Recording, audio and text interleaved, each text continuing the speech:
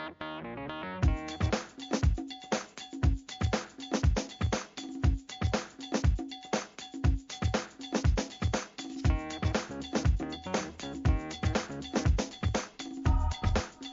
right, welcome everyone to today's episode of the Ari Louis Show here on IsraelSportsAndNewsRadio.com. Thank you everyone for joining us. If you have any questions, you can email me throughout the program, arilouisshow@hotmail.com, or you can email the station IsraelSportsAndNewsRadio@gmail.com. We have a great show today. A very favorite guest of mine coming back in the program, talk about the latest, what's going on with her team in Spain. Back to the program, Diana Redman. Diana, how you doing out there? Good. How are you? It's good to be back. Yes, indeed. It's been too long, and I know you guys had a game on a couple of days ago, March 22nd. Tell us how that game went. That game was against Espanyol. Yeah. Usually every Sunday we have a game every week. I think for the rest of the season it'll be on Sunday. One game home, one game away. This past weekend we played Espanyol. We tied 1-1. Actually, they scored in the 45th minute. We had our halftime, and then we came back and we scored in the 46th minute. So the rest of the game was kind of just fighting to get that extra point. The first time we met Espanyol, they beat us, I think 3-0 away. And now later in the season, we're a much better team. Everyone kind of knows each other a little bit better, and we had 12 new players on this team, so it was a rough start. But 1-1. Next week is Valencia. And they're, I believe, sitting in the third position right now, so it's going to be a much tougher game. Now, going back to the game against Espanyol, what do you think was the difference where you're able to get that goal and set up as a tie when that's a tough position where it looks like you're about to lose and then you're able to tie to the end? So what do you think was the reason you're able to hold together as a team and have some spirit together and set up the tie? It takes us a while in the game. Usually in this particular game in the beginning, we're a little bit messy. We do have a much stronger defense now, and we're just trying to build from the midfield. We have two very strong attacking midfielders, very skilled. So we just have to work from the center of the midfield a little bit more and just finish. We're having a little bit of trouble finishing, which I think everybody knows about our team, but we're getting there little by little, and this was a good step for us. Ultimately, we would have loved to get all 3 points against Espanyol. Which, we hit the post, we missed opportunities, we missed a 1v1 with the goalkeeper. So, there's a lot of room for improvement. So hopefully the next game, Valencia is going to be a lot tougher, but, we're still really optimistic. All right, so talk about some of the keys of the game going up against Valencia. What do you think you guys need to do to get at least a tie, if not a win, obviously the goal, but tell us some of the keys of the game for our audience to know so they can get a preview. Well, Valencia is a really physical team, which for me, it's because I'm a bigger player, I'll be utilized more. They are considered like, let's say Levante, they're very attacking, which most teams are in Spain. Even our team, we still try to focus on being attacking and playing with offensive midfielders and, sometimes 3 in the back. The entire league is very offensive, which as a defender, it's wonderful because I get a lot of action. So same thing, we got to stay strong in the defense and just organized and just keep working. All right. Now, one of the things I want to discuss with you is talk about the transition of playing in Spain. And you're the first Israeli to play in Spain in your league. And I know that, back in the summer, you weren't sure what was going to happen. You ended up getting this great opportunity. So what's the transition been like for you to play in Spain? It's been a little tricky in the beginning. Nobody speaks English here, and obviously no one speaks Hebrew, except one person that came to the first game to say hello in Hebrew, which was very nice. But other than that, nobody speaks English, not on the field, not off the field, not one sentence. So it was very difficult in the beginning. And, I've kind of fit in as a central defender here. Or a defensive midfielder. In those positions, you need to be talking a lot. So I end up screaming a lot of names and just yelling random Spanish words and just trying to get people's attention. The other thing is here, nobody holds on to the ball the way other leagues do in America, where it's very slow paced and it's organized and you start from the back and you work your way forward. Here it's very attacking. The transitions are incredibly fast. The counterattacks are very fast.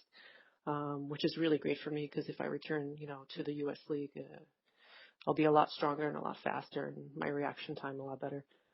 But I've finally settled down into the team and just doing my best to fit the position, work hard, and just help them wherever I can. What was your Spanish like before you got to Spain? Not great. I know a little bit of Spanish, but here in Spain, people speak so fast. It's incredible, and they have a much different accent than, in New York City than, the Puerto Ricans I know. So it's a little bit different. But I do take once a week. I have a private Spanish tutor who helps me a lot.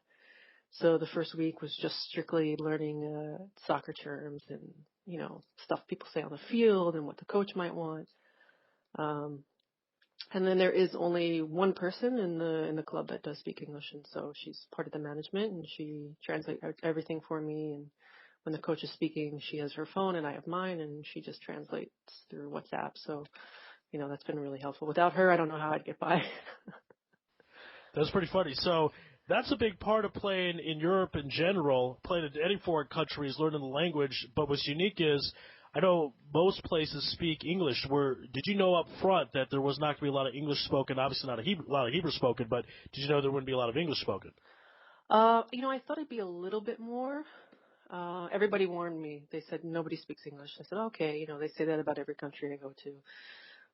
But they really don't, like, not much of anything. Even, my roommates, it's funny. We get to sit at the table and, I feel like I want to say so much, but, we have to use the translator for basic stuff and, it's different. That's an interesting concept, the translator, I should say, because I know this is more documented with Yao Ming when he came from China to the United States to play basketball. He had an interpreter with him at all times. Is that what it's like with you? We have the woman that works for the team. When we have practice, she's there. She's there to help.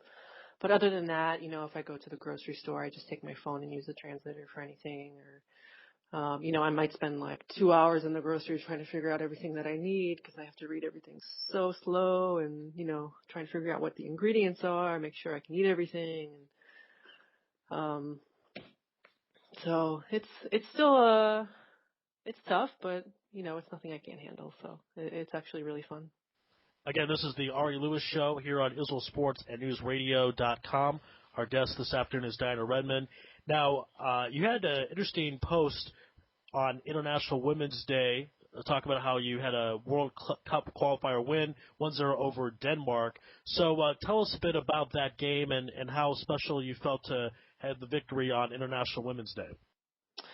Yeah, that was a win back in September. It was kind of to close out our World Cup qualifier, which was, we didn't end up qualifying, but it was still nice to finish on such a positive note. We finished, I think, with the most points the women's team has ever had in a group, and we had a very difficult group.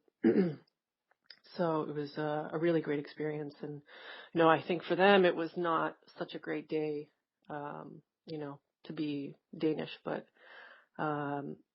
we scored early in the game, and then it was just kind of, I guess, 85 minutes of holding on, which worked, and, the team played really well, and it was a really great day for us. I wish Israeli television and newspapers would have appreciated that a little bit more, as much as they do with the men's team's victories, but, for us it was still very special, and we got to share it with a lot of other people once we came back.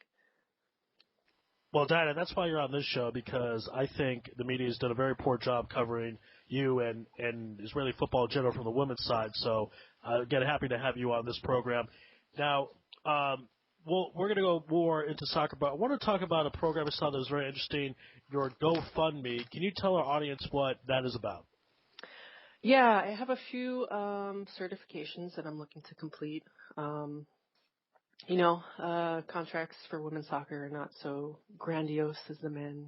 We don't make as much as Messi or, anybody else. But I still want to continue my studies, and while I'm here, I can't work other than play football. So, there's a few certifications. I created a GoFundMe account, just, if anyone would like to make donations to help me get certified in life coaching, nutrition therapy, and personal fitness training, so that when I do return to Israel, I can go ahead and help the younger girls, maybe work with the federation. Something just to continue to be involved, and help support women's soccer. Okay, and if people want to go about doing that, what's the best way they can help support you? I have a link on my Facebook fan page, Diana Redman. You can also go to gofundme.com/Diana Redman CERT. That's CERT, and you'll find the link to make a donation there. Okay, great. We'll remind people again at the end of the interview, but I just wanted to bring that up because I think it's a very good cause, and if people can help out, that's fantastic. Going back to your team, you were talking about a Portuguese player who you talked about her being pretty tough, and tell the audience a bit about her. You talked about her on her Facebook and tagged her at Algarve Cup. So who is this teammate? Yeah, I have she's playing for Portugal. She plays with us. She's also a central midfielder, Fatima Pinto. And she just was with the adult national team, and she's also with the under 21 national team, which will be playing Spain. I forget the other two teams they will be playing for the qualifier, but it's the qualifier for Israel that'll happen in July. So hopefully she makes it. Hopefully Portugal goes through, just so I can root for her when she gets to Israel. Yeah, she's a very strong player, very strong central midfielder, and she's got a great future ahead of her. And so you'll be in Israel when she's in Israel is the plan if she qualifies, right? I'm not sure, because that's in July, and that's for the I believe it's the under 21 European Championships, for the girls, or the under 19, I'm sorry. So I don't know if I'll be there. I have a feeling I'll be playing in the U.S., during the off season. But, hopefully I can root for her from, the U.S. and give her some tips. Not enough for them to beat Israel, but. Now, again, everyone, if you're just joining us, this is the Ari Louis Show here on IsraelSportsAndNewsRadio.com. And again, you can email us, arilouisshow@hotmail.com or IsraelSportsAndNewsRadio@gmail.com. Our guest this afternoon is Diana Redman.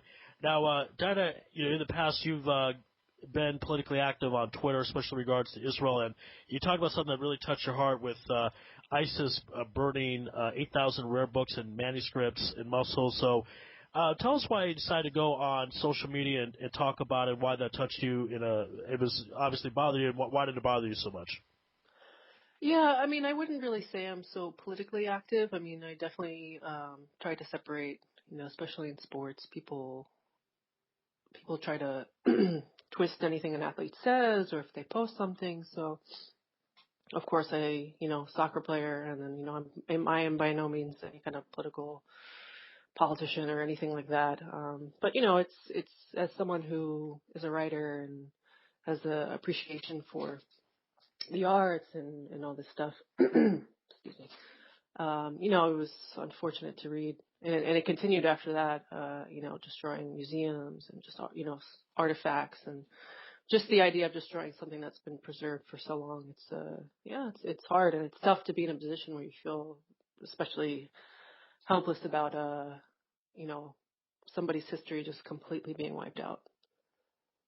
How do you think that other people reacted in that area? Because there's a saying that one of the things that really scared me about that. There's a saying where there are books burned, there'll be people burned. Now ISIS has already burned people, but if they're burning books, they're not planning on stopping anything. So what do you think the area of Mosul thought? How did they react to this the tragedy? Yeah, I mean, everybody's got their different reaction to it. Some people are kind of not interested, unless it's something's in their front yard. Then they kind of don't notice it. I can't speak for other people. It's a difficult situation, when you know that it's just books, but it's not just books. It's a lot more than books, and it's not going to stop there, and it didn't stop there, and that was kind of the smallest portion of the bigger picture. That I don't know if maybe people don't want to look at, or I'm not quite sure. It's a really unfortunate situation. It's even hard to put into words how you feel about it. All right, now going on a more kind of a happier topic, tell us what's coming up next for your team. I know you talked about having that big game coming up, but what comes after that and the rest of the season? Give us some preview. Well, let's see, we have about 6 or 7 games left. Let me see. After that, we have to wait and see a little bit more if we'll qualify for the cup, which at the moment we're not in position yet. We're sitting in 10th place right now. If we can get some more points and the 2 teams above us, let's say, lose their next couple of games, then we'll be able to qualify for the cup, which would be wonderful because we were having such a great second half of the season. So it will be a nice kind of icing on the cake. So we'll have to wait and see until that. The season will end second week in May, and then from there, the Spanish League will take their break for the summer. They have the Women's World Cup this summer. And then, I'll return to the U.S. and hopefully continue in WSL. If the team will have me. If not, then, I'll have to find another team for the summer just to kind of stay in shape. One of the things that's interesting, I follow a lot of women's basketball, and Diana Taurasi is my favorite player, and she plays in Russia, and she's actually taking off the WNBA season because she just makes so much more money in Russia, and she needs to rest. And what are your feelings as an athlete about playing year-round versus getting some rest, and as far as the money that can be made in Europe versus the money that can be made in the United States? So give our audience a bit of those dynamics. Yeah, well, every player is different. For me, it's very, very difficult for me to play in very cold countries. I would love to. Russia pays their soccer players quite a bit more than other countries in Sweden. But I just have such a horrible time in cold weather. So there are players that I do know that play in Russia, and then that's it. They have enough money, more than enough money for the rest of the year, and they rest during the off season.